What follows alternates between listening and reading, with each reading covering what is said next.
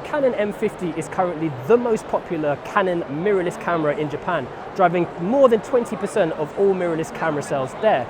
And what better place to test it out than London Hyper Japan, a place to celebrate all things Japanese, from culture, food, music, art, fashion. Lots of opportunities to take photos and videos and test the M50 and put it through its paces.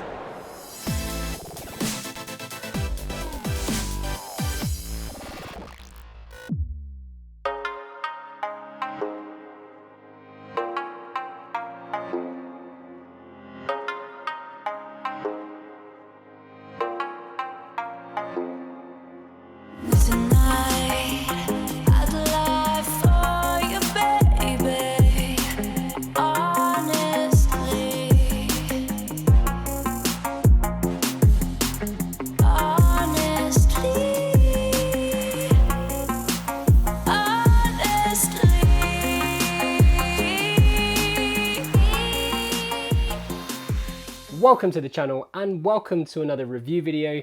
Today we're specifically looking at the mirrorless Canon M50. Released back in February of 2018, this is a camera that I've heard a lot of good things about. And I bought the M50 together with the 15 to 45mm f-stop 3.5 image stabilized kit lens. Now, in order to test out the filming capabilities of this camera, we also created a short film called the Clone Me Box. It's about a guy who has a box that can create clones, and I'll leave a link down in the description below if you want to check that particular short film out. What is this? Some kind of a joke? So with the Canon M50, what do you get for your money? First up, there's a 24.1 megapixel APS-C sensor, so there is a crop factor of 1.6 to think about. There are native ISO ranges between 100 and 25,600, and this range is expandable up to 51,200. The M50 is also the first camera to incorporate the Digic 8 processor from Canon, which ultimately means much better image quality at both ends of the ISO ranges, less noise and improved dynamic range. The Canon M50 also includes 143 autofocus points. This is with select lenses that cover the entire area of the sensor. And the M50 is Canon's first camera to sport eye autofocus. When you have face detect and track mode, the camera will focus on the eye closest to the camera lens. If you want to switch eyes, just press the AF point selection button twice. Canon has made massive improvements when it comes to inbuilt image stabilization, particularly on the M50, allowing you to take smoother images with handheld shots. And not only does the M50 have this as an option that you can turn on, but the kit lens that you get with the camera also has inbuilt IS, making it extra stable for your vlogging and for your handheld filming needs. When it comes to ergonomics, the camera body itself feels really solid, although it's a little bit small for what I'm used to, as I'm used to using larger Canon DSLRs. It weighs in at around 484 grams, including the battery and the kit lens. It does have a nice weight to it, and it feels quite safe and secure when you're holding it in your hands. Another huge benefit of the M50 is the fully articulated flipped out screen, one side of which is covered with a hard plastic, keeping the screen safe from scratches and chips when not in use, unlike the G7X series. Like most of Canon's more modern cameras, the M50 has that fantastic dual pixel autofocus, and when combined with the fully articulated touchscreen, you have a perfect camera for vloggers and YouTubers alike. It's so convenient to get your camera out, flip that screen over, tap focus on your face and start vlogging wherever you are. And thanks to that DPAF, you're almost guaranteed to have perfect in-focus footage. Another thing that vloggers and filmmakers will appreciate about the Canon M50 is that it has a proper microphone input, giving you decent sound quality from external microphones. For our short film, The Clone Me Box, we used a Rode microphone connected directly to an audio extension cable and recorded sound directly to the camera. Now, one of the issues we did find, however, was trying to use the external microphone connection and the flip out screen at the same time. They actually obstruct one another. It was a bit of a hassle having to take the microphone cable out every single time we wanted to flip the screen to check a shot. And I'm pretty sure that this would also be annoying for any vloggers using external microphones too. Something that I found particularly useful on the Canon M50 has to be the focus peaking lines, and you can choose between red, yellow and blue lines. Now, focus peaking is something that isn't readily available in the Canon DSLR line of cameras that I use, and you might argue that you don't actually need to use focus lines as you have the dual pixel autofocus with touch focus capability. But for filmmakers, going manual and having that option of focus peaking is actually a really nice option to have available to you. As a traditional DSLR user, I'm also used to my batteries lasting a little longer than those of the Canon M50.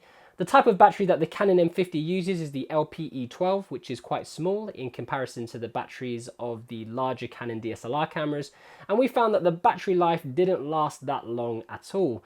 Maybe around 30 minutes per battery for video, as well as taking a few pictures, a couple of time lapses, and maybe spending a few minutes checking menus and settings in between. So coming from DSLRs, I did find that a little bit of an annoyance, just not having a great battery life. When it comes to filmmaking, the M50 is great at 1080p, which makes it awesome for travel and vlogging. In fact, for our short film, we also shot that entirely in 1080p. Although the camera does come with a 4K option, this includes a 1.7 times crop. And on a crop frame camera, that's a lot of crop. In fact, 4K video on this camera is 2.56 times total crop when compared to a full frame.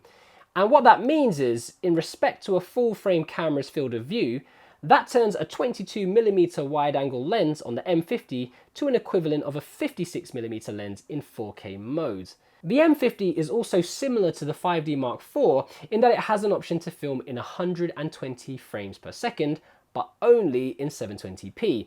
There is an option to film in 60 frames per second in 1080p, and actually when you drop that down to 24 or 25 FPS, it makes for some really good slow-mo footage.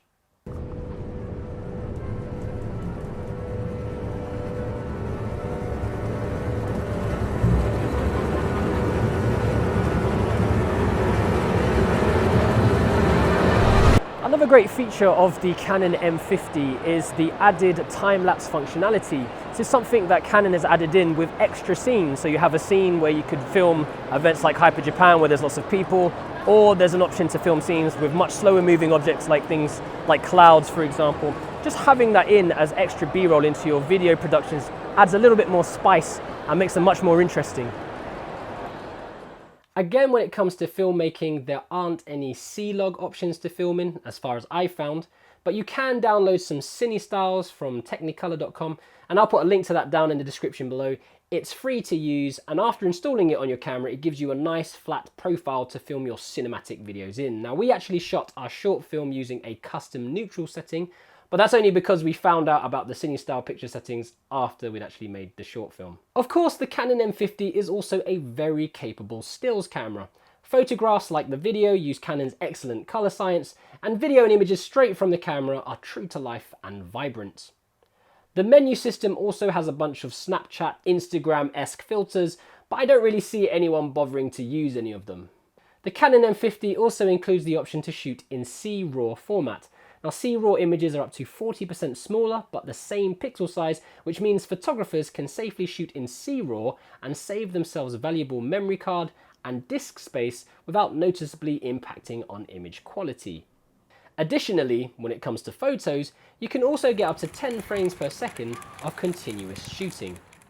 With the Canon EF to EF-M adapter, you open this camera up to Canon's whole range of lenses in the EF and EFS range. And I've heard that they work flawlessly, focusing with the same accuracy and speed as the native EF-M lenses. Now, I personally haven't had the chance to get one and test it out yet, but I'm hoping to source one soon, and I'm eager to get some L-glass in front of this sensor. The Canon M50 also has built-in low-power Bluetooth and Wi-Fi, which connects to the Canon Camera Connect app, and this allows remote triggering, live view shooting, and of course, transferring of your images for sharing on your social media channels. As a middle-of-the-range camera, there are some drawbacks with the Canon M50, and we've already touched on some of them. Another one is the lack of actual buttons on the body. It's not a massive issue. It's probably because I come from using DSLR cameras. I'm used to having more buttons and more control. Maybe it's just a transition that I have to make and just get used to using the touchscreen on the back more, as opposed to just buttons for everything. A nice feature that I've noticed on the Canon M50 is the user guide. and it's basically there to guide new users, and especially those who are new to the Canon menu system. And it offers little comments on what each menu does, and there is an option to turn these guides and these menus off, allowing more seasoned Canon professionals to get on with taking photos and creating video content. So what will this piece of Canon equipment cost you? You can pick yourself up a brand new body and a kit lens for about £500 roughly in the UK, about $600 in the US. I bought mine from a company in Hong Kong for about $420 with the kit lens. Now second-hand, I've seen these go for about £350, so about £400, about $550 or so on eBay. So currently there's not much difference between second-hand and new bodies. Also remember that you might have to invest in the lens mount adapter to use your current EF lenses, which again is about £100, about $120 roughly, depending on what brand you buy. So the cost can start to add up. After using this camera for our short film and at London Hyper Japan, I feel that in a professional environment, the Canon M50 would struggle to cope with a demanding shoot day, especially with the battery life and the lack of log for filmmaking. I do think that there are a lot of positives for the Canon M50, mainly as a vlogging camera or a behind the scenes camera, or maybe just as a regular travel camera. It is a lot of fun to use, but as a main camera, I'm not completely convinced yet. But saying that, I haven't had the opportunity to test it with the adapter, and I really want to try out some of my L glass in front of this sensor. So I'm pretty sure I'll be revisiting the Canon M50 again at a later time. So that's my take on the Canon M50. What are your thoughts? Is this a camera that you would consider getting? And if so, what actually are you looking to create with it? Let me know down in the comment section below. If you haven't done so already, do consider subscribing to the KaiCreative channel. But in the meantime, stay creative, imagine, implement, and inspire, and I will catch you next time on KaiCreative.